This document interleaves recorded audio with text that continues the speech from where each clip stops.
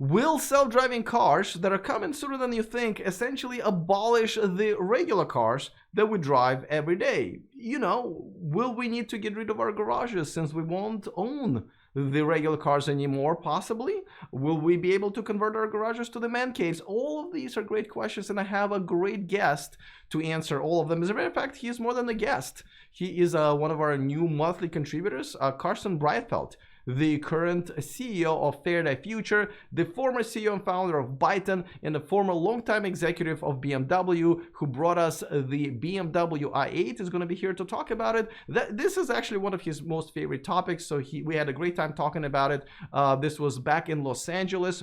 And he's one of the a few great contributors that we just added to this channel. One of them is Sandy Monroe. Another one is Rich Rebuilds, and a few others. So if there was ever a good time for you to subscribe to this channel, finally, this is it. So don't forget to click on that subscribe button, and if you already have, then the bell notification icon so you don't miss anything moving forward. All right, so before I show you my conversation with Carsten, I just want to remind you that this video and this channel is sponsored by Climate Exchange. The raffle is almost here, and if they only sell 4,000 tickets, so the chances are pretty good that they're running out of them. So hurry, hurry, hurry! And if you do win, you get to pick pretty much any Tesla you want, up to $195,000 in value. And even if you don't win, you still will be contributing to a great cause. Climate Exchange is a great organization. The link is in the description of this video if you would like to enter. All right, without further ado, this is my conversation with Carsten about what is going to be happening with our cars when the self-driving pods will overtake our lives. All right, welcome back to your own segment. The first one went pretty well, I thought, got some good feedback. But today I want to talk about something that I know is kind of close to your heart, which is mobility. And this is what people are calling it now, because it's not only about the cars that we drive ourselves now, right? We got ride-sharing services, but it's all going into the self-driving autonomous technology. And I feel like there's a race, correct me if I'm wrong, that between self-driving technology of our own cars, right, where the wheels will go into the dash, and what's Tesla doing, and the ride-sharing services like Uber, Waymo is getting there, and some people say, well, we won't even own cars, we won't even have garages because everything is going to be an Uber pod. Who gets there first? And do you think the cars will just not be a thing anymore at some point? Yeah, you're right. This is definitely one of my favorite topics here, and there's a lot of different questions you are asking. Huh? My first point is, and always will be, there is a clear need for shared mobility solutions. And this morning when I came here, I'm living 25 miles away from this point here. It took me 1.5 hours to come here, and I was. We should mention we're in Los Angeles. Yeah, we're in Los Angeles yeah. here. I'm living 25 miles south of here. It took me 1.5 hours. This is completely crazy, and you see there are just too many cars. Now, how will this evolve?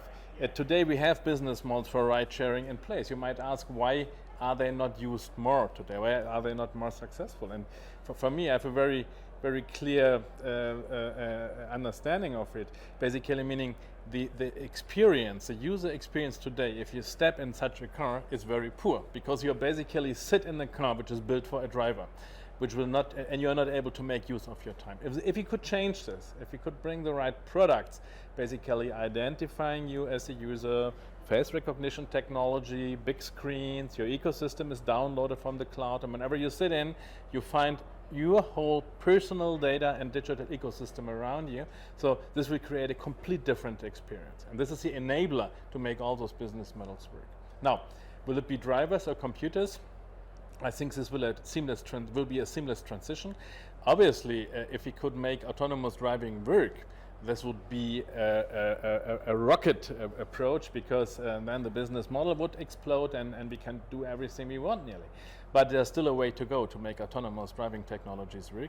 So there's still a step in between that we will use ride-hailing, ride-sharing business models, and even individual sharing between individuals. But it will clearly move much faster than many people think towards a shared mobility. So do you think, Will, at some point, do you think that me and you in another 10 years won't even have a garage? Or do you think people will still prefer saying, okay, I like those, pods that are driving me around and I can do whatever I want in there, but I want one of my own. I don't want to share it with someone else who, might have been coming from a party at 2 o'clock in the morning last night.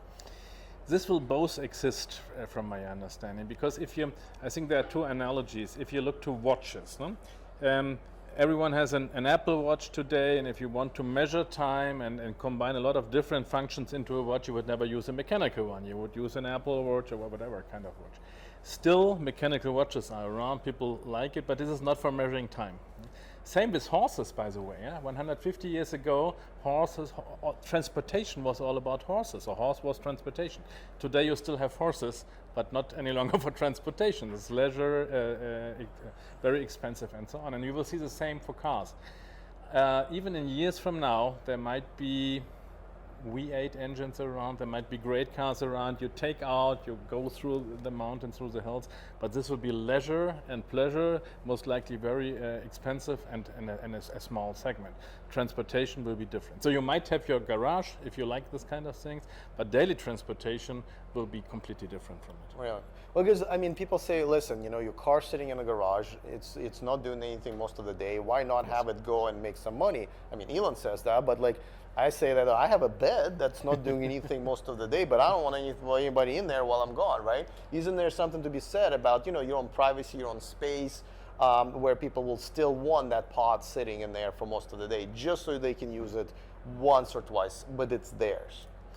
I think it will go along those lines, that people will be prepared to share it under certain conditions. To make those business models work, to really offer mobility and sell mobility in a premium way, it's not enough to just have the product. It's not enough just having the right product. You will need capability to maintain fleets. You will need an infrastructure, a logistic to clean cars and to bring them to a shape where people really would accept it, like rental car companies are doing today. Yeah? So the know-how is out. There are rental car companies who know how to run fleets, how to provide it in a way that people would accept it. There are business models out how to run sharing, or at least sharing models. And the part missing is the right product to make this happen. And this is what Faraday can bring to the table here. And therefore we are very, very confident that we will be able to shape such a business. Your answer to me is, Alex, there are cleaning services out there. I get it. Okay. If you want to step into this business, welcome. Okay. All right. But you said the transition is going to be seamless, right? Yes. But I think the biggest obstacle is not even the technology itself. I think it's people's trusting the technology. So I'll give you an example, right? We've all seen that a couple of guys who got caught sleeping behind the wheel of their Tesla, and it was like saying, oh, see, that technology is so awful. But I'm saying that, wait a second, you know what's going to happen if you fall asleep on any other car without the autopilot, without those guys would be dead. Instead of those guys were able to read that article with their picture in there because the autopilot was able to keep them in the lane and then safely stop and give them alerts. That shows me how much distrust right now is, and don't forget, we humans, that just in the United States, as you know, 40,000, we kill each other, 40,000 people die, and I think like million injuries. At one point, we're going to trust that these robots, the autopilots of the world, can do a better job than us. And how can we convince them? This definitely will take some time, and what you just mentioned, those cases don't do anything good to this development, we have to say. And from my understanding, this was a big mistake to call this autopilot and to call this autonomy, because it is not, as we know. Yeah? And even if the system does 90-70% of the job right now, if there's still something remaining, you should not call it and advertise it that way. On the other hand, it will go towards this direction, there's no doubt about it, and we will have to approach it in a different way. It will have to work in closed, not closed, but in very well-defined areas first, under very clearly defined boundary conditions or conditions, and it will have to be certified, and we will have to build trust through a lot of different things, so test and certification. But it still will take time for people to get used to it. You're absolutely right. Best example is if you look to airplanes today. An airplane today, a modern airplane, can take off and land and fly completely by its own. There's no issue at all. But we are still having two pilots most of the time, and most of the people would not accept that they are completely alone with it. I can barely fly with both pilots in there, you know, I gotta tell you.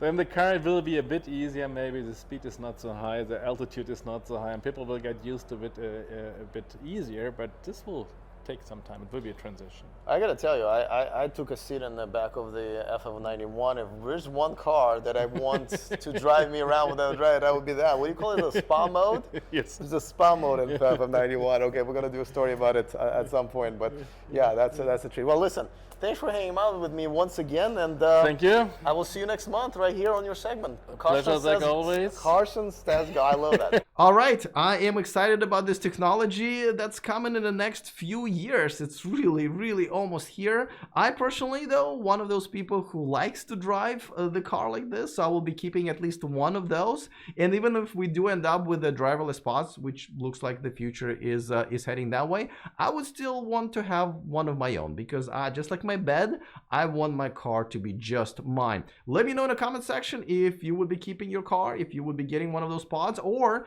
you will just completely rely on those driverless Uber services that I'm sure will be popping up all over the place very soon. By the way, if you want to keep up with the behind the scenes stuff that happens of the show, pictures and videos, boom, follow me on Instagram. There's plenty of that there under the username E4Electric. As a matter of fact, I'm E4Electric on all social media, including TikTok. And of course, if you haven't subscribed to my YouTube channel, which you're probably watching right now, click on that subscribe button and the bell notification icon so you don't miss anything moving forward. All right, let me know which type of future are you expecting in your life. Other than that, see you guys next time, and remember to stay charged.